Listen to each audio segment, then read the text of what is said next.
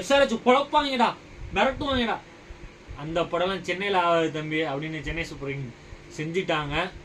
எங்கே மேட்ச்சு போச்சு, அங்கேயே போச்சுங்க. அபிஷேக் சர்மா, ஹெட்டு, கிளாசன் 3 பேர்த்துக்கும் பேட்டில் படலை.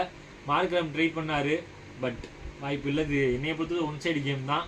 இருந்தாலும் சென்னை ஃபேன்ஸுக்கு நான் ஒன்று சொல்லிக்கிறேன், பாவம் ஒரு மனுஷன் 98 அடித்து அவுட் ஆகி போகிறான் அப்படிங்கிறப்ப சுற்றி மொத்த கிரவுண்டு கத்தும் போது அவனுக்கு எப்படி இருக்கும், லைட்டாக வலிக்க செய்யுங்க. அதையும் கொஞ்சம் நினச்சிக்கோங்க. உங்கள் தலையை நீங்கள் கொண்டாடுங்க, நான் கொண்டாட வேணான்னு சொன்னலை.